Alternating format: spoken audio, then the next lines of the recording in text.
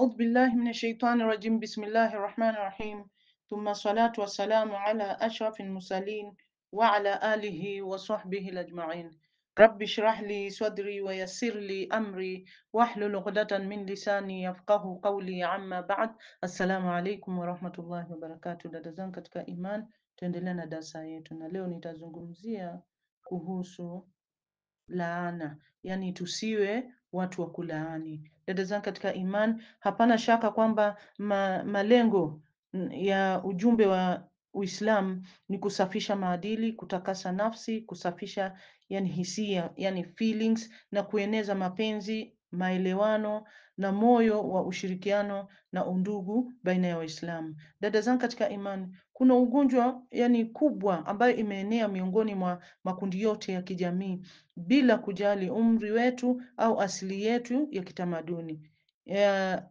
Yani dada zangu katika imani, ni pigo kubwa ambalo vijana wanakuwa nalo, watu wazima kadhalika wamelizoea, wanawake kwa wanaume, yani vijana kwa wasichana. Pigo hili dada zangu katika imani limezua kinyongo, limezua chuki, limezua yani na hata kusababisha yani upepo wa uadui na chuki kuenea katika mujtama wa Kiislamu.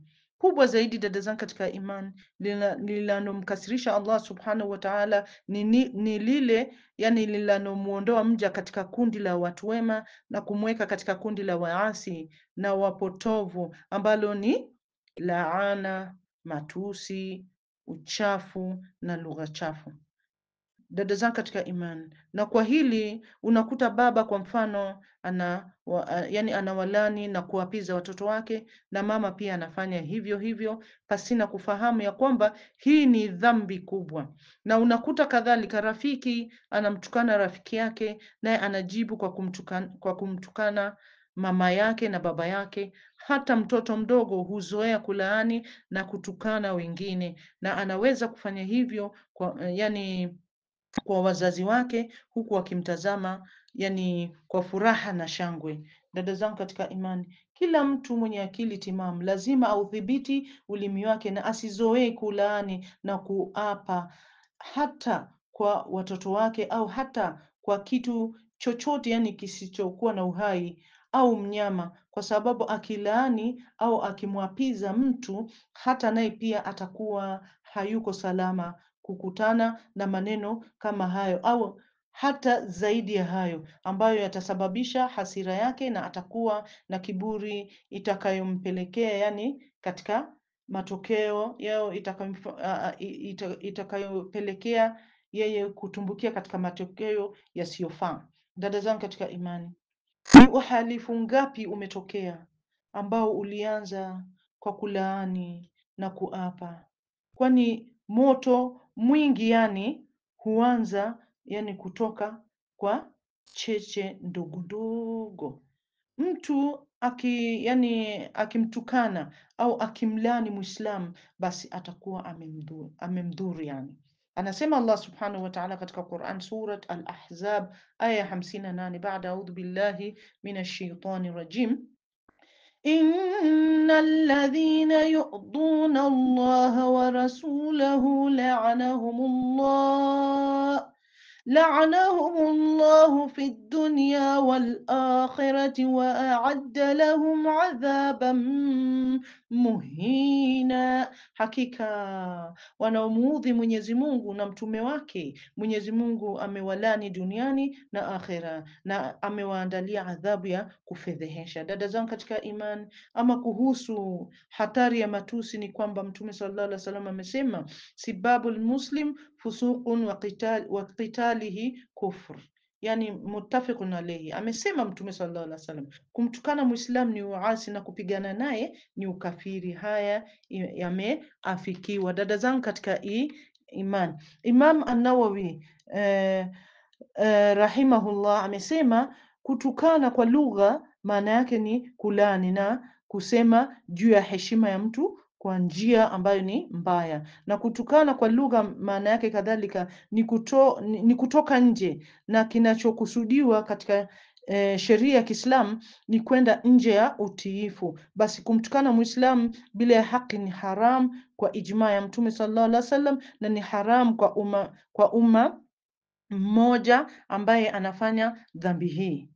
Yani tumwogope Allah subhanahu wa ta'ala. Haya dada zangu katika imani yanapatikana katika Sharh Sahih Muslim juzu ya pili ukurasa wa 241. Dada zangu katika imani, Mtume sallallahu alaihi wasallam ametufahamisha kadhalika kuhusu kucheleweshwa kwa hadhi au cheo ya wenye kulaani siku ya Kiyama, akisema la yakunu li'anun shufaa wala shuhada yaum alqiyama, rawahu almuslim. Yani anasema Mtume sallallahu alaihi wasallam, wale wanaolaani hawatakuwa waombezi wala mashahidi siku ya Kiyama. Haya yamepokewa na Imam Muslim. Dada zangu katika iman, Imam An-Nawawi rahimahullah amesema kuhusu hadithi hii ya kwamba inatahadharisha dhidi ya kulaani na kwamba mwenye kuitekeleza hata kuwa na sifa hizi nzuri. Sifa gani? Kama zilizotajwa katika hadithi hiyo ni sifa ya waombezi na sifa ya mashahidi, kwa sababu kulaani katika dua kuna maanisha kujiweka mbali na rehma za Allah subhanahu wa ta'ala, na hii si miongoni mwa sifa za waumini ambao Allah subhanahu wa ta'ala ameeleza juu yao na kuwafanyia wema na kuwahurumia wao kwa wao. Anaendelea kusema Imam An-Nawawi rahimahullah kuwa viungo vinasaidiana na kama mwili mmoja, ni kama yani mwili mmoja, na yani mumin anampendelea ndugu yake ni yule anayempendelea ndugu yake kile anachokipendelea nafsi yake. Basi yani anayemwombea laana ndugu yake Muislam ambaye anajiweka mbali na rehma za Allah subhanahu wa ta'ala, basi yuko kwenye kilele cha yani ufarakano au katika kilele cha uadui. Na haya yanapatikana katika Sharh Sahih Muslim juzu ya 16 ukurasa wa 264. Dada zangu katika iman, kadhalika Mtume sallallahu alaihi wasallam amemuhusia sahaba huyu Jarmuth al-Juhani radiyallahu anhu akisema, usika ala takunu li'anan, rawahu at-Tabrani wa sahahahu al-Albani. Yani amemuhusia sahaba huyu Jarmuth al-Juhani radiyallahu anhu akimwambia na kuhusia usiwe mwenye kulaani, na haya yamepokewa na Tabrani na imesahihishwa na al-Albani. Waqala Salama bin Aqwa radiyallahu anhu, kunna idha ra'ayna rajula yal'an akhahu ra'ayna annahu ata baban min al-kabair. Yani huyu Salama bin al-Aqwa radiyallahu anhu amesema, tulikuwa tukimuona mtu akimlani ndugu yake tulidhani kuwa amefanya dhambi kubwa. Ewe mwenye kulani, unajua ya kwamba laana yako hupanda mbinguni na watu wa mbinguni wanaikimbia kwa kuogopa isiwapate? Ewe mwenye kulani, je, unajua ya kwamba inashuka ardhini laana yako, hiyo laana yako inashuka ardhini na viumbe wa ardhini huikimbia kwa kuogopa isiwadhuru? Na je, ewe mwenye kulani, je, unajua kwamba kisha huenda laana ile katika ardhi huenda kulia na kushoto hadi itakapokutana na yule uliyemlaani? Ewe mwenye kulani, na je, wajua kuwa itarudi kwako laana ile ikiwa huyo uliyemlaani hastahili laana yako? Hii ni kwa dalili ya hadithi ifuatayo kutoka kwa Abu Darda radhiallahu anhu. Amesema kuwa Mtume sallallahu alaihi wasallam amesema, innal abdu idha lu'ina shay'an su'idat la'nahu ila sama fatughliqa abwaba samai dunaha thumma ta'khudh yaminan wa shimalan fa in lam tajid yani misaghan raja'at ila qailiha, rawahu Abu Daud wa hasanahu al-Albani lighairihi. Yani amesema Mtume sallallahu alaihi wasallam, mja anapolaani kitu, laana hupanda mbinguni na milango ya mbingu hufungwa kwake.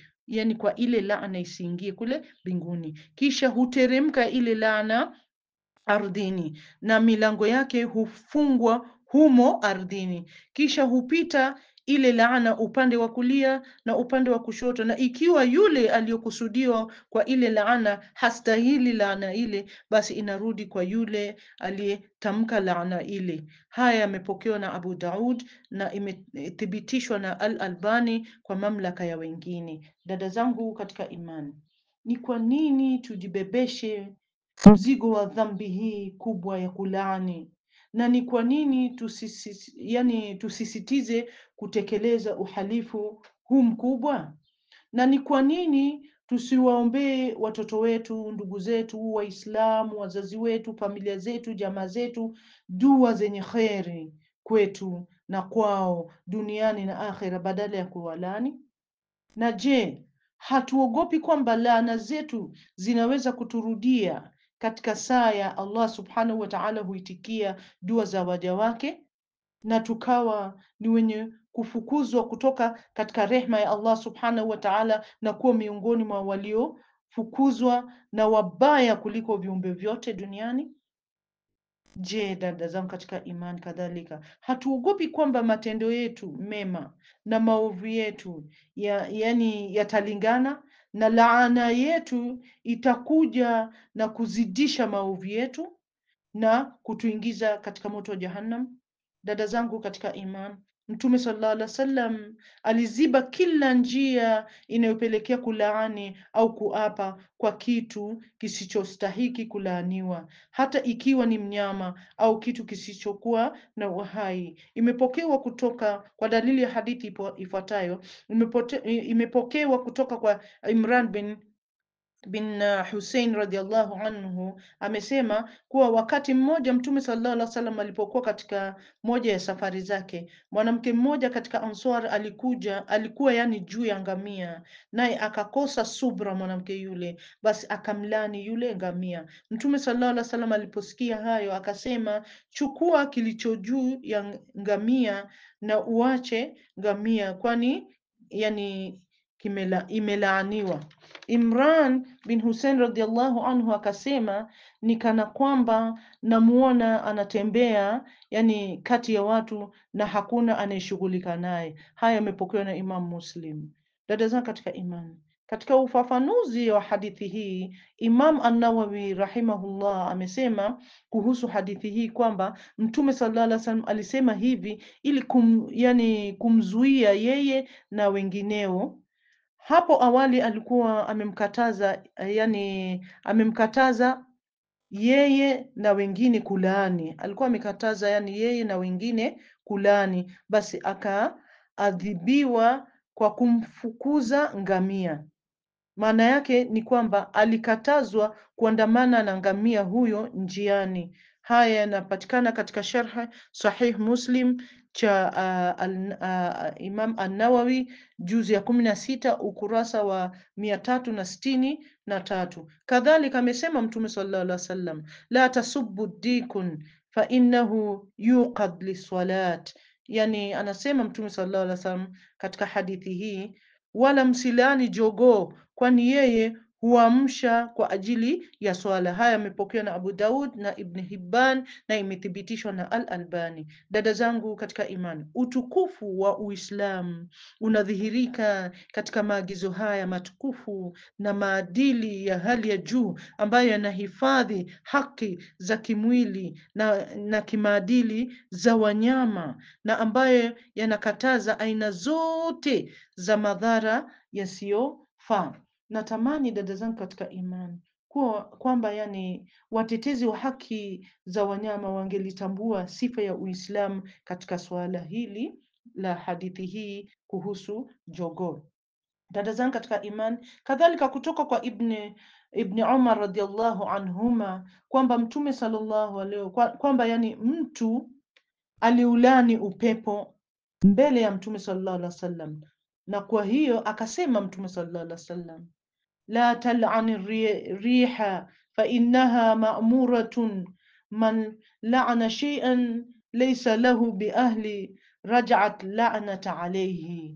رواه Abu Daud wa Tirmidhi wa sahahahu al-Albani. Yani kuna mtu alilani upepo mbele ya Mtume sallallahu alaihi wasallam. Mtume sallallahu alaihi wasallam akasema kumwambia mtu huyu, usilaani upepo, kwani umeamrishwa. Mwenye kulaani kitu kisichostahiki kwake, laana itamrudia yeye. Haya yamepokewa na Abu Daud na At-Tirmidhi na imethibitishwa na Al-Albani. Na kadhalika dada zangu katika imani, kutoka kwa Jabir radhiallahu anhu amesema kwamba Mtume sallallahu alaihi wasallam amesema, yani anna nabiyu sallallahu alaihi wasallam dakhala ala Saib faqala ma laka tazfazina qalat alhumma la baraka Allahu fiha qala la tusabbi alhumma fainnaha tudhhibu khataya bani adam kama yudhhib alkair alkhabath.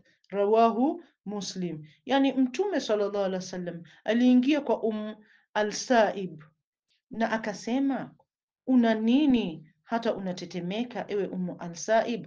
Akasema Al-Saib kumwambia Mtume sallallahu alaihi wasallam, homa homa, Allah asiibariki. Akasema Mtume sallallahu alaihi wasallam kumwambia Al-Saib, usilani homa, kwani inaondoa madhambi ya wanadamu kama vile mvuke unaondoa uchafu. Haya yamesimuliwa dada zangu katika iman na Imam Muslim. Dada zangu katika imani, kutokana na hayo ni wazi kuwa Uislamu unahimiza waumini kuwa na ulimi safi, utamu wa maneno, na wasifedheheshwe au wasiaibishwe na chochote. Dada zangu katika imani, hukumu ya kulaani yani mtu mahsusi ni kwamba hapana shaka kwamba haijuz na haifai kumlaani mumin mahsus, awe yuhai au amekufa, kwa kuzingatia dalili tulizozitaja baadhi yake hapo awali. Ama kafiri kuhusu, yani kumlani kafiri mahsus pia haijuz, yani haifai kumlani ikiwa yani hakufa akiwa kafiri, kwa sababu mtu hajui mwisho wake, yani utakuwaje duniani, na hakuna faida ya kuomba mtu afe akiwa kafiri. Hili linaashiria hadithi ya Ibn Umar kwamba Mtume sallallahu alaihi wasallam alisema siku ya Uhud, Allahumma la'an Aba Sufyan, Allahumma la'an Al-Harith bin Hisham, Allahumma la'an Sahl ibn Amru, Allahumma la'an Safwan ibn Umayya. Fanazalat al-aya fi surat Al-Imran, al-ayat 128. Yani dada zangu katika iman, hadithi hii ya Ibn Umar kuhusiana na kulani wale ambao kwamba ni makafiri, yani imekuja yani kuwa kwamba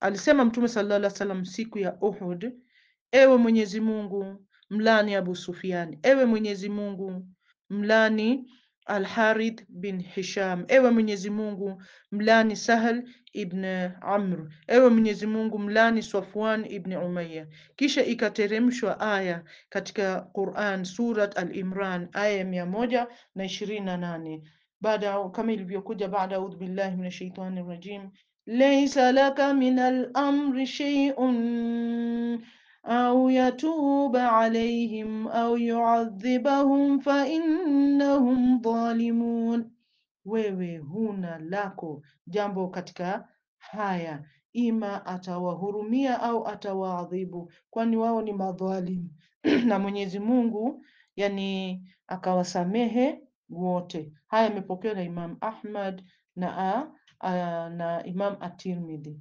Maelezo dada zangu katika imani zaidi kuhusu aya hii ni kwamba Allah subhanahu wa ta'ala anamuonya Mtume sallallahu alaihi wasallam kwa kumwambia, wewe huna lako katika hayo yani wanaofanya waja wangu, kwani mambo yote ni ya Mwenyezi Mungu, atawasamehe kwa imani au atawaadhibu kwa kuwaua na mateso siku ya Kiyama, kwani hao ni madhalim. Namwomba Allah subhanahu wa ta'ala atujalie sote tushikamane na maadili mema na atujalie tuwe miongoni mwa umma bora. Shukran jazila wa barakallahu fikum.